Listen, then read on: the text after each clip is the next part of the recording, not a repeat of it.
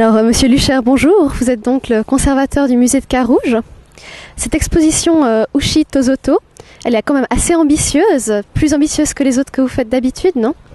C'est-à-dire que pour une fois, le musée va sortir de ses murs, ce qui est déjà assez ambitieux, effectivement. Une grande partie de l'exposition aura lieu sur la place de Sardaigne, l'autre à l'intérieur du musée. Et c'est vrai que ça prend des dimensions qui sont assez inhabituelles pour notre petit musée carougeois, mais qui, je crois, on a la chance d'avoir des partenariats pour cette exposition qui sont importants et qui nous permettent justement ce type d'ambition.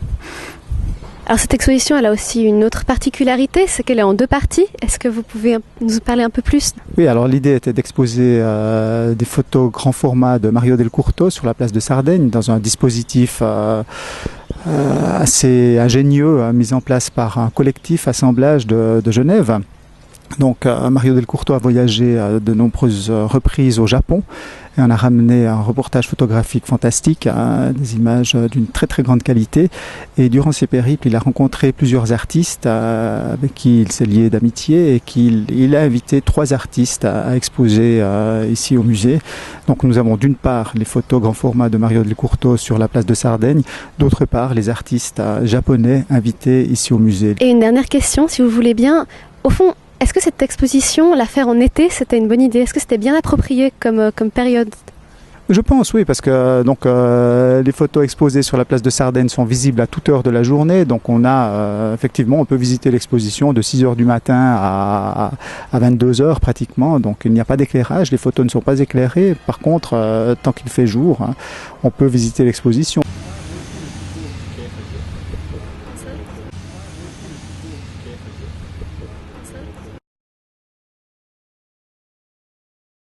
Alors l'idée de l'exposition, c'est dans la continuité de mon travail sur les mondes décalés, sur les personnages extraordinaires, et en même temps, j'avais un contact ici à Genève à la fois avec GTI qui a rendu possible ce projet.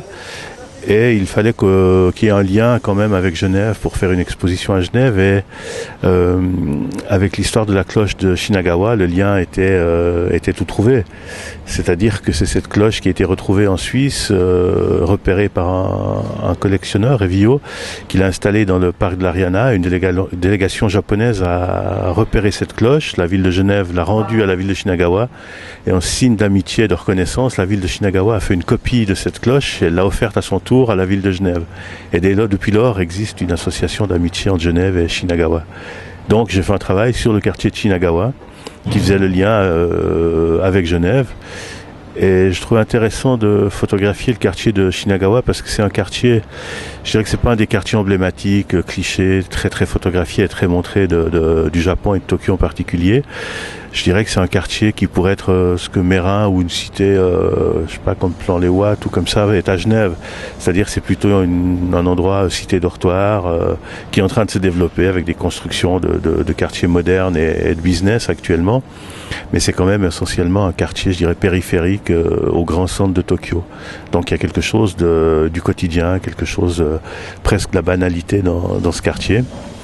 Et en même temps, c'est aussi pour moi découvrir et à présent montrer un Japon qui est un petit peu différent de l'idée et de l'image qu'on se fait de ce Japon.